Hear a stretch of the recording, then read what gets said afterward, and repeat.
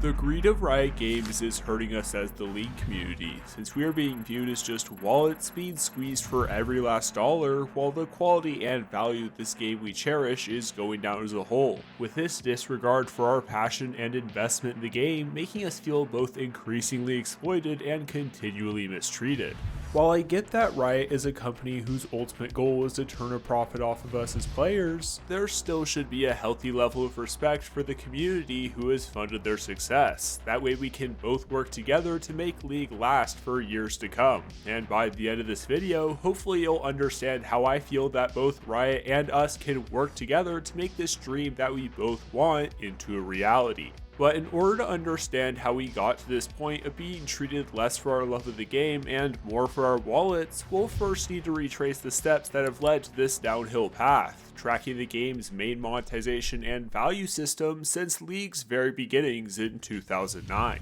You see, even during Riot's early days as a small indie company, it was already clear that since League was free to play, they were going to make their money off of in-game cosmetics, with the largest driver of sales by far being what else but champion skins. Back then, these recolors of basic character models with minor visual tweaks were a relatively cheap way for players to drop a couple of bucks to express their style preferences, and while there aren't many of these skins that even come close to the quality of skins today, their lower value aligned with a lower price tag, something that would be put to the test for the first time in the controversy around the game's first ever legendary, Ice Toboggan Corki. While previous skins' RP prices were in the range of the mid to upper hundreds, this new Corki skin came at the cost of roughly 3 skins combined, without anything more than a new character model, which at the time was all that was needed to make a skin of legendary rarity due to the notably higher time investment that it required. But even by the time that a second legendary skin had been released, which was actually another Corki skin which came out just a month later, players were already asking for more out of these expensive skins, since for a skin triple the price, things would need to be taken up a step further. And this was something that Riot actually listened to, making some of the game's most well-known skins such as Nunubot, Broloff, and Corporate Mundo, each with new voiceovers, models, and even new animations.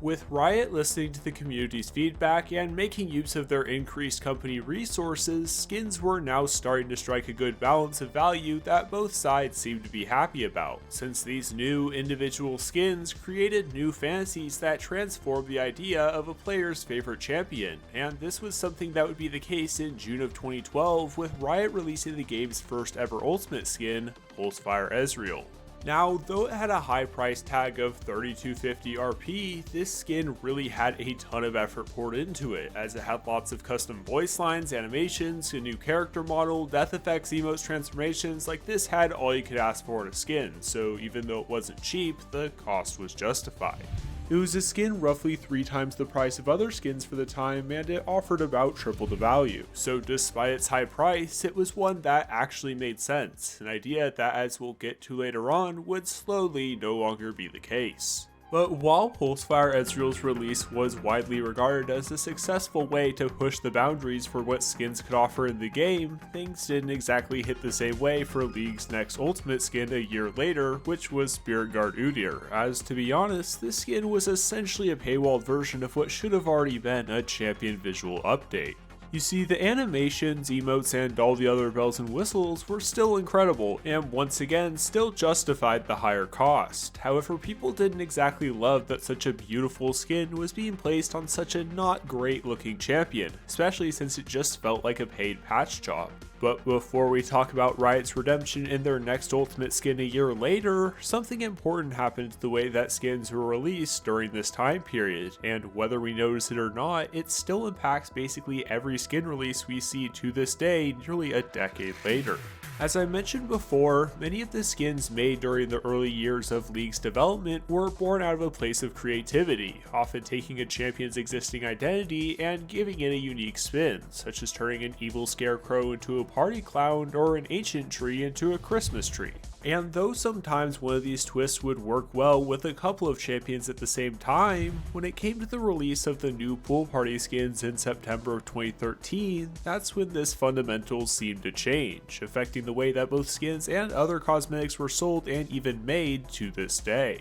Since there was a more broadly applicable concept at the core of these more fun, summer-themed fantasies, like skins of years past, it would make sense for Riot to release a pair of skins that would bring this concept to life. However, rather than just releasing the standard of 2 skins, they instead released a larger drop of 4, and even surrounded the content with a login screen that was accompanied by a banger of a reggae beat. Now, to be fair, this was technically the second large drop of skins that Riot had done, since the first one celebrated 2012's World Champions a couple of months prior, but to have this kind of focus on regular skins still hadn't really happened before, which was a cool novelty that would unfortunately end up being an incredibly tiring reality. As you can see in this graph, this is the number of small skin releases compared to the number of mass skin drops over time, and as you may have expected, things have changed drastically. With the middle of 2015 really confirming this pushing of skin lines over individual skins, at first this process didn't seem like it would be much of a problem,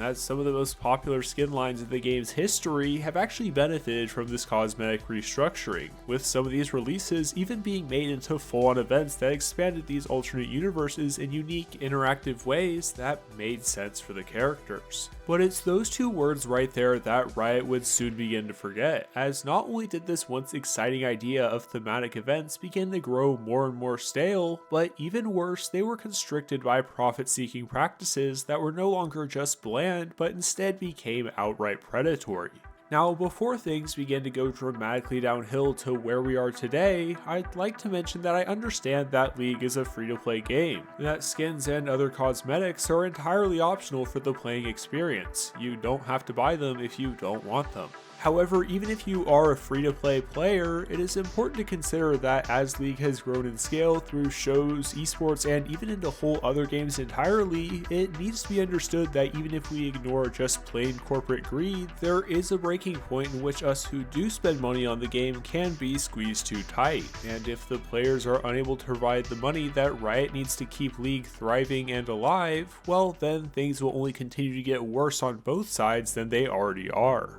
But interestingly enough, there has actually been a time in which us and Riot have met in the middle before, something that served as a sign of a two-way relationship willing to listen, and something that happened in 2018 leading up to the release of the game's 5th Ultimate skin, Gungoddess Misfortune. You see, following the release of the incredible Ultimate skin Elementalist Lux in 2016, a year and a half later Riot unveiled their next addition into this prestigious category by upgrading League's favorite bullet blasting Bounty Hunter, but if you recall, there was some controversy about both the skin's pricing and whether or not it met the Ultimate standard. While previous Ultimate skins had brought forth new game-changing experiences, Gungoddess Misfortune didn't quite offer the same amount of flair, having only 4 forms that could be toggled throughout the game, which while still a very cool feature, didn't exactly meet the unique game-changing criteria that Riot had promised, but thankfully not all was lost. Due to the immense amount of pushback on this skin's pricing, Riot actually dropped this Ultimate skin's price tag from 3250 RP down to 2775. And while it was still disappointing for this highly anticipated skin to fall short of expectations, at least back then Riot had agreed to trust the players over their own profit-driven ego, which by literally going back on their own words later on was a trust that they would choose to shatter almost entirely. But even before this Ultimate skin controversy had dominated the Reddit-driven headlines of the League scene, an arguably even bigger problem was beginning to grow in the background, a greed-driven disease that had begun corrupting one of the most beloved aspects of League's community, events. While the early days of League had featured events celebrating yearly holidays with themed maps, minion reskins, and even unique consumable items, these periodic celebrations would slowly shift into marketing tools for the game's increasingly growing number of skin lines, but even still, they were actually really fun. Though the clear goal of these skin-themed events was of course to sell more skins, even as a free-to-play player, you would be able to enjoy all sorts of new features that the game had to offer, be it new game modes, complete map overhauls, and even unique announcer packs. Naturally, as events began to grow in size, Riot did of course give players the option to purchase additional missions for more event rewards, but even if you chose not to, you still had plenty of content to enjoy, which was a standard that began to change for the worse throughout 2018. While 2018 still had some of the game's usual features going on, including a really fun Odyssey-centered game mode, headed to the year's World Championships, event monetization was about to change significantly, bringing with it the first version of the event pass that we know of today, but perhaps more importantly, a new, somewhat controversial type of rarity. You see, even though previous events had offered paid passes in which players could earn event-related rewards, this new type of paid pass had a new major selling point, since even though there were a variety of new rewards to purchase, such as champion chromas or skin borders, if you somehow managed to save up a whopping 2,500 tokens, you could cash in all of your earnings for a new type of mythic rarity skin in KDA Kaisa's Prestige Edition. Now sure, Riot had already introduced hard to obtain skins in the past, but what was so controversial about this new type of mythic tier skin was that after this event was over, it would never come back, and this fear of missing out was both exciting and concerning not only for Kaisa mains but for all players as well. Firstly, the idea of a prestige skin was something that seemed to try and make its money off of rarity without providing the value of originality, since even though the KDA Kaisa model received some small changes, the rest of the skin's visuals were still very similar to the original, just colored golden, and it didn't have any new sound effects, voiceovers, or any of the other things that can add value to skins through actual originality or increased amounts of effort. And to make matters even more frustrating, if you wanted to buy anything else in the event pass, well, good luck with that, because you simply wouldn't be able to earn enough tokens to really get anything other than this one skin. And while I personally don't really mind occasional exclusivity being a cosmetic system in games, there is a very slippery slope when companies choose to do so, something that us players unfortunately seem to have figured out too late.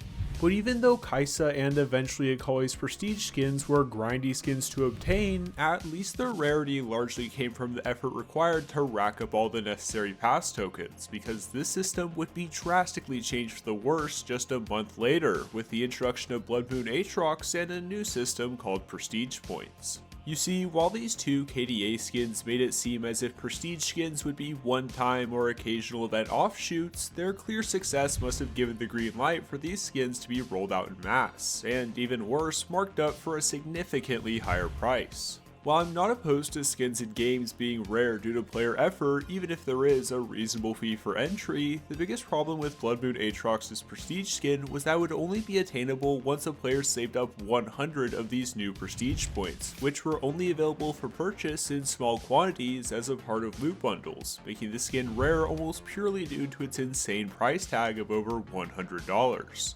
Now, I would argue that even to this day, there is still yet to be a skin worth $100 at all, not to mention that this price was being slapped onto a gold chroma that had even less effort put in than the two prestige skins before it, and while the same scam happened again with KDA Ari's prestige skin as well, thankfully Riot actually listened and prestige skins were put back into the event pass, which while it still had its flaws, was at least a lot more fair for the average player. But though League's monetization systems didn't end up being changed too much over the next couple of years, outside of a new prestige skin being released every month or so, the game still had its problems, as outside of the disappointment that was paywalled stat trackers and the release of Eternals, even free-to-play players were being hurt by events getting continually downscaled into becoming no more than a purchasable pass that was essentially a copy-paste of the same gimmick each time. And also as a side note, a purchasable pass should not be called an event. It should be an optional paid experience for those who want to further their investment into an event.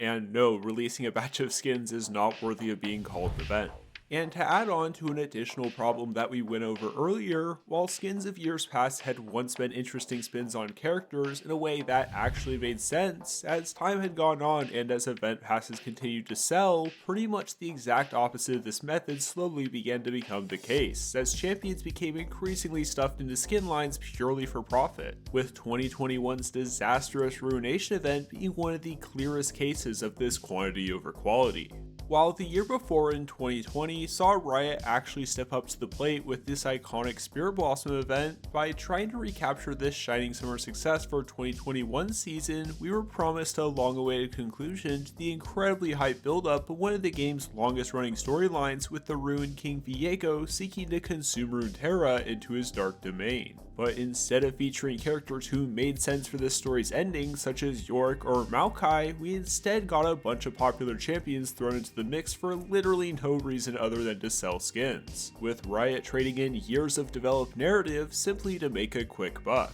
Now, to the event's credit, it did feature a new game mode in Ultimate Spellbook, which was a nice mix-up from the usual game mode rotation. However, even though adding a new type of game mode had very clearly become an expectation for any large events to be deemed a success, well, in 2022, Riot lowered the bar even further with arguably the most stale summer event in the game's history. But before rummaging through the absolute dumpster fire that was the Rift's return of Star Guardians, something happened earlier in this year that needs to be mentioned as one of the clearest warning signs of what would soon be Riot's drastic rise in greed, as alongside the game's mythic content overhaul, we saw the first two phases of League's monetization structure experiencing what I would like to call exclusivity creep. Though this is a trend that unfortunately happens often in gaming, within the context of League, this is an idea that can actually be pretty easily visualized, especially when it came to the handling of prestige skins. To explain it simply, early prestige skins were hard to get, requiring lots of time, effort, or sometimes money, plus there weren't very many of them to begin with. But as more prestige skins were added that were both easier and cheaper to obtain, they lost a lot of what made them prestigious in the first place. Now, while we'll get to the third phase of this process in just a little bit, one big thing that I haven't really focused much on yet with prestige skins is that part of their exclusivity came from being only available for a limited time, an important feature that would receive a severe blow in the game's aforementioned 2022 Mythic content overhaul. When streamlining the Mythic content system with the introduction of Mythic Essence, Riot also announced that despite originally being limited time offers, previously released prestige skins would now return in a rotating shop every few patches, with their original owners receiving slightly different versions as compensation for this unexpected change. This decision, of course, damaged the idea of prestige skins being exclusive or high-end even further, as once again their availability had only increased. But while the final stage of exclusivity creep would be shortly on its way in the future, returning back to one of the biggest event letdowns in recent memory, we have to mention 2022's Star Guardian Summer event, which was so soullessly created for profit that not only did it not bring with it any form of its beloved PvE game mode from years prior, but it was a literal copy-paste of the Ruination event from the year before, offering no new types of experiences other than skins to the table, which, as I mentioned previously,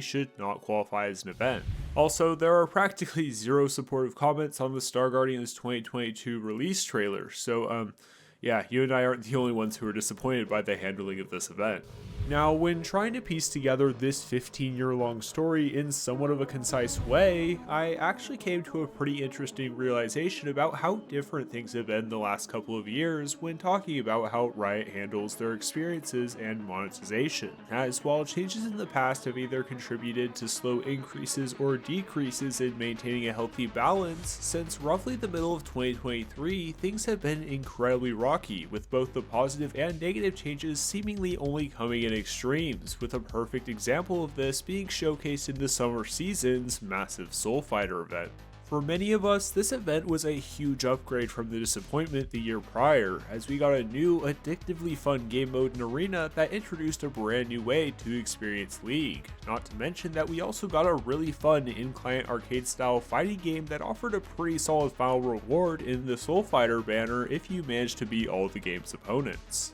And though this event is still one that many of us have fond memories of playing even to this day, there was one pretty major problem that smeared this event from being even better, and of course I'm talking about Soul Fighter Samira's less than impressive ultimate skin. Now, before I rip on this skin and the problems that it does in fact have, there is one thing I'd like to defend Riot on, and that was their attempt at introducing a new type of champion selling point, pentakill celebrations. Though we had seen two skins give this gimmick a shot with Empyrean Pike and Winterblessed Diana in the months prior, in a dev blog not long before Samira's Soul Fighter release, Riot clearly stated that this was going to be something reserved for only ultimate skins or higher going forward, and this is a decision that I actually personally agree with. These Pike and Diana skins were in a weird middle ground that was definitely above the average legendary, but by no means worth the cost of a full-on ultimate skin, which is the same blurry middle ground where Soulfire Samira began to run into some problems.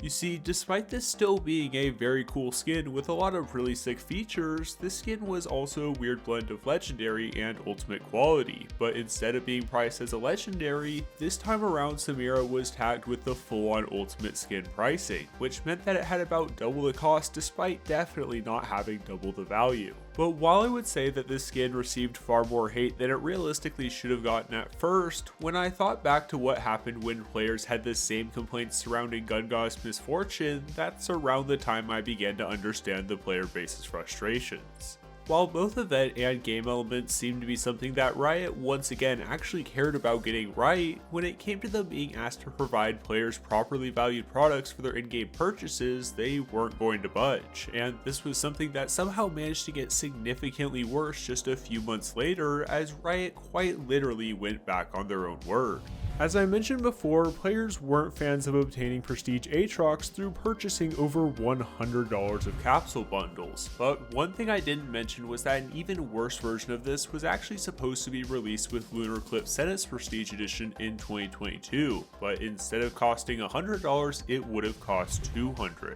Essentially, the proposed idea was a rewards track, where after buying a certain number of capsules that each had a tiny chance at this set of prestige skin, once you would purchase 30 capsules in total, only then would you be guaranteed this golden chroma with a couple unique visuals, meaning that unless you got lucky by gambling, it would cost an insane $200 to unlock this skin, a gacha gambling idea that players hated so much that Riot actually listened and pulled the plug on since they agreed that this wouldn't be healthy for the game's monetary ecosystem.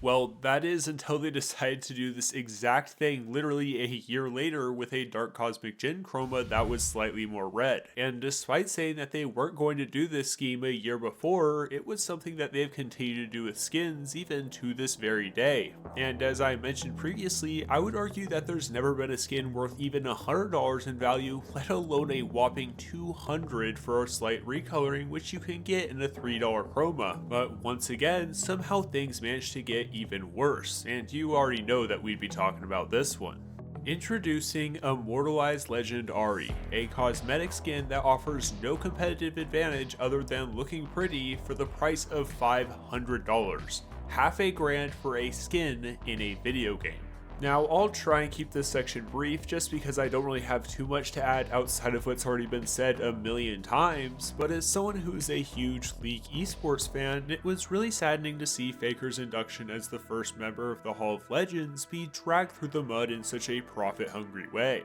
Yes, there are cheaper versions of the skin, but even still they're far too overpriced and are basically just the lesser of this huge evil. I mean, this would have been a $30 to $35 ultimate skin several years ago, but no, we don't live in a world in which League's exclusivity comes from anything except ridiculously high prices that in no way could actually be worth it. And for the icing on the cake, we are now in the cycle of exclusivity creep's final stage, because since prestige skins lost their prestige, we now have a level above them in so-called exalted skins, which are just straight up $250 gacha skins that, as you guessed, are nowhere close to being worth their price. Also, I find it funny that Riot is trying to remove more legendary skin features to make exalted skins seem as if they have more value than they actually do, because in reality, they're just making the average skin worse, something that has been a big problem in the very uninspired Battle Pass skins, which have all the same skin line problems as we've covered previously.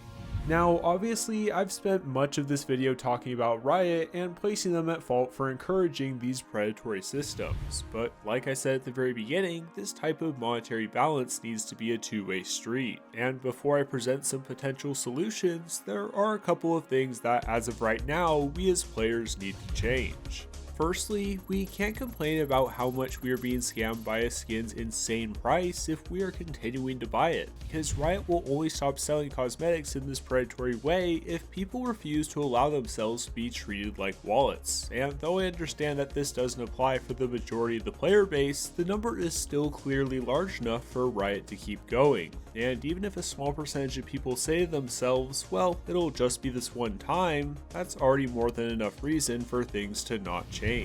Secondly, though I didn't cover this in the video, we need to continue condemning the use of AI when it comes to League's cosmetic environment, because that is a clear method for quantity over quality that leads to actual creative minds being fired while we're stuck with a worse product. And lastly, I cannot state this enough, but please don't harass rioters who are just trying to do their jobs, because odds are if you can send them a DM, they are probably not the ones making these decisions. So now let's look at a couple of ideas for potentially solving or at least minimizing some of these problems mentioned in the video. Idea 1. Make prestigious skins available through time investment in a champion. This would mean that players are not only being showcased for their efforts, but it would also encourage people to try out more champions and roles, especially if they really want a certain skin. Idea 2. Instead of Riot releasing, say, a batch of 4 skins from a singular skin line, instead release 4 individualized skins that actually make sense for the champions. The popularity of Attorney Azir and Janitor Thresh last year proves that people will still buy them. And idea 3. Stop referring to skinline releases as events. They're just not, and by calling them that takes away from the hype of actual events like Soul Fighter and Anima Squad. It is far more honest to call event passes loot passes if they are just for cosmetics. Did this video address and solve all of League of Legends problems in a way that will make all of us 100 million monthly players and Riot happy? Of course not, but that wasn't really the point. I made this video because League is a game that I want to see thrive for years and maybe even decades to come, and I feel that a healthy community-company relationship that is fair to one another is the key to that. I'm a community member using my voice to express how I feel and offering some potential solutions in the process. And if you too want to voice your opinions below, make sure you offer some form of potential solution to the problem as well, because that's how constructive conversation can build better foundations. Consider subscribing or sharing this video if you found it valuable, and yeah, with that being said, hope you have a great rest of your day or night. As always, I'll catch you guys in the next video. Later.